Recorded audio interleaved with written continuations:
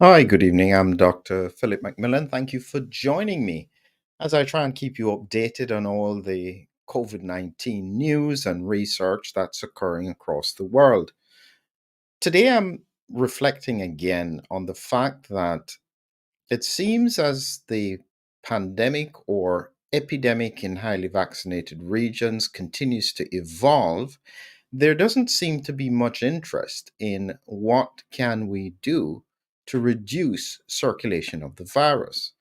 This is the point that no matter which perspective you have, I cannot imagine anyone thinking that ongoing high circulation of this virus, and let me warn you, this is not a typical virus, so do not confuse this with a cold. It is not a cold. This is a pretty serious kind of virus that can do lots of things to the body, especially with recurring infection around autoimmunity. So it's not to be underestimated. And even though symptoms may be mild when you have it, it doesn't mean that it doesn't cause long term effects.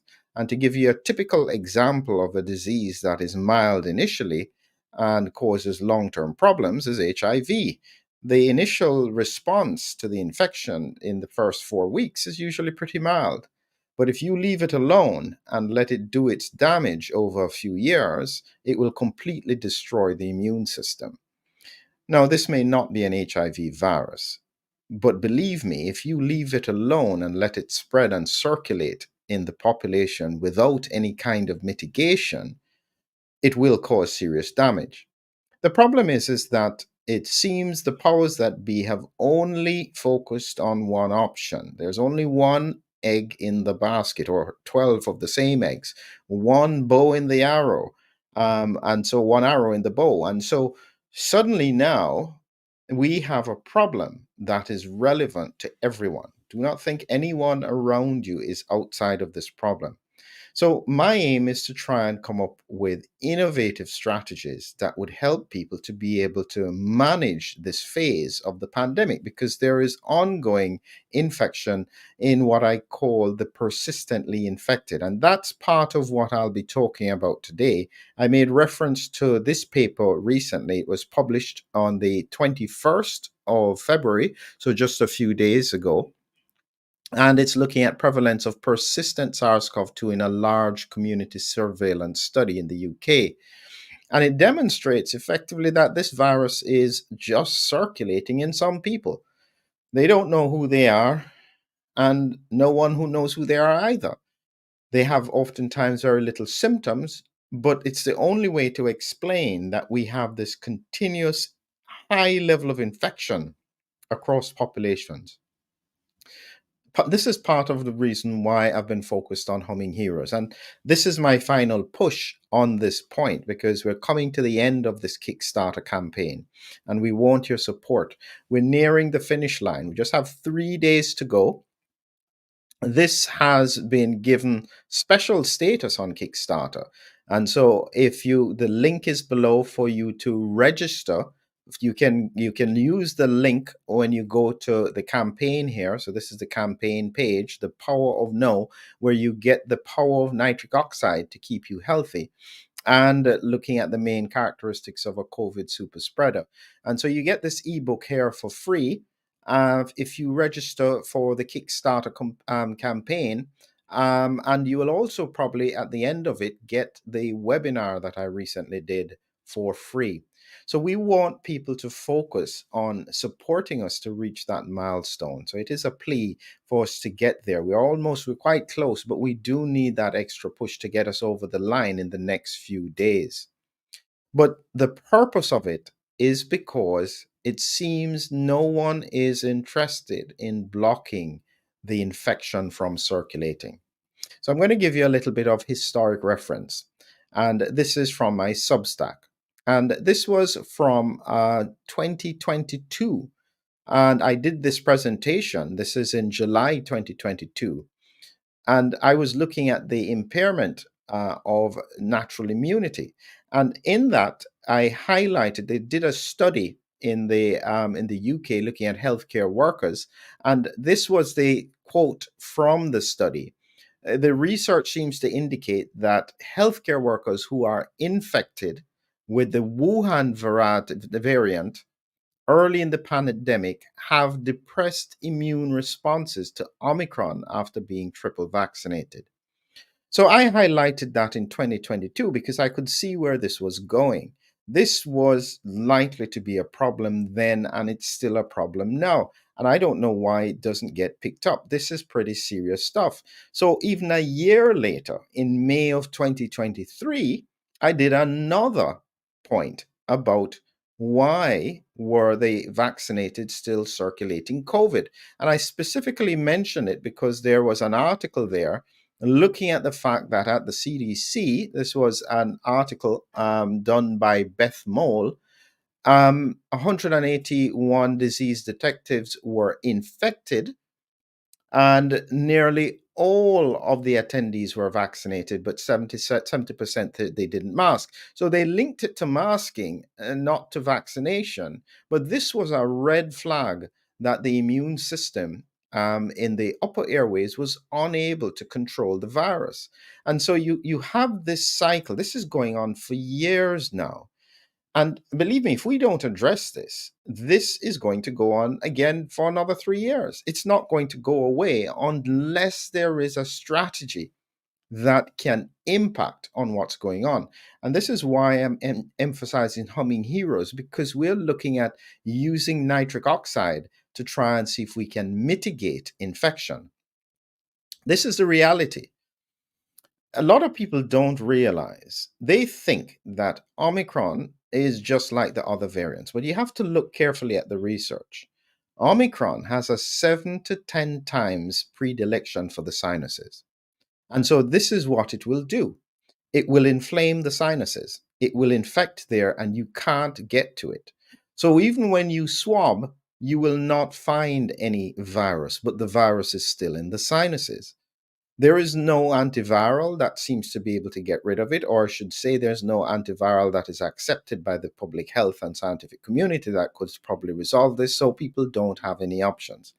And so, this is why I'm highlighting that one of the ways to mitigate this persistent infection is through the use of nitric oxide. This seems to be where it resides as a reservoir inside these sinuses. High levels have been found based on the research. And what it will do is that it will cool down the fire of inflammation, giving the immune system an opportunity to try and resolve the infection. So the combination of increasing nitric oxide, which is an antiviral in and of itself, it can help with inflammation and is actually antibacterial as well.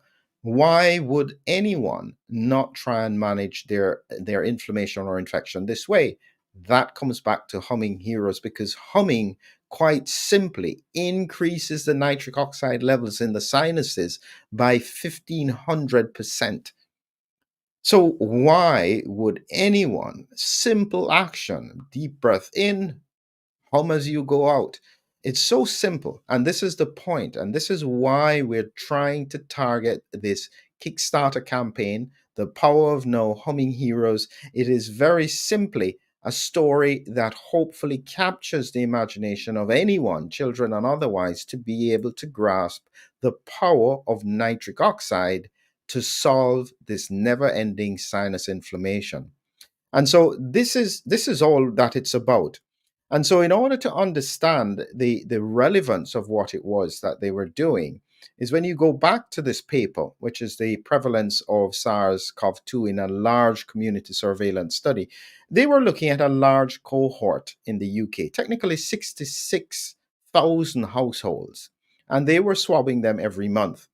Now, in that, they identified that about 381 people with SARS CoV 2 persistent at least 30 days, of which they had high viral RNA persisting for more than 60 days, they consider that they are persistent infections. This is likely to be a huge underrepresentation of the numbers, which is why we have such high circulating virus.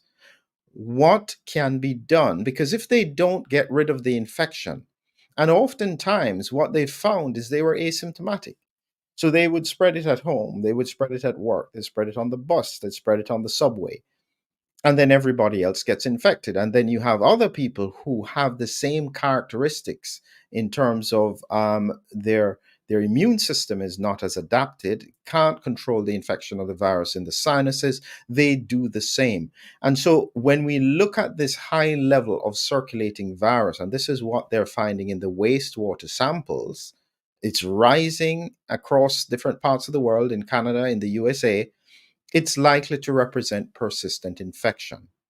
There has to be a way out of it.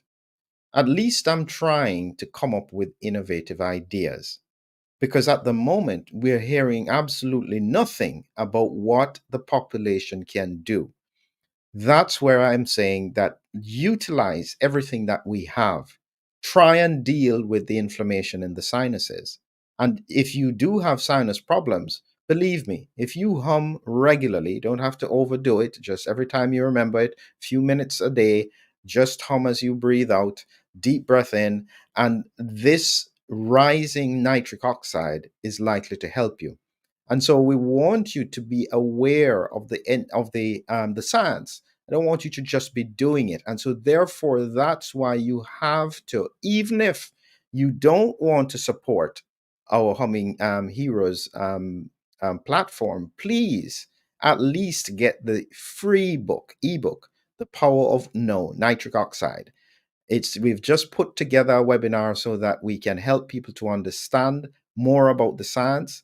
You don't have to join the Kickstarter campaign, even though we want you to. It's more important for you to be well educated, to understand what we're talking about, and share this with family and friends. At the end of the day, the responsibility for health lies with the individual. I think that the COVID pandemic has demonstrated that clearly. Whoever's done what or hasn't done what, ultimately, your health is your responsibility. If you continue to wait for people to give you the answers and tell you what to do, it's likely that your health is going to suffer in the long run. Let's try and work together, be creative, come up with ideas. Come along, because this is the beginning of an education program. Let's try and suppress the inflammation in the sinuses, working together so that that persistent, never-ending inflammation in the sinuses can be resolved. The point is this: let us not accept persistent COVID infection. Let us try and learn, do the science, work together. Let's make it a better place for everyone. Have a good evening.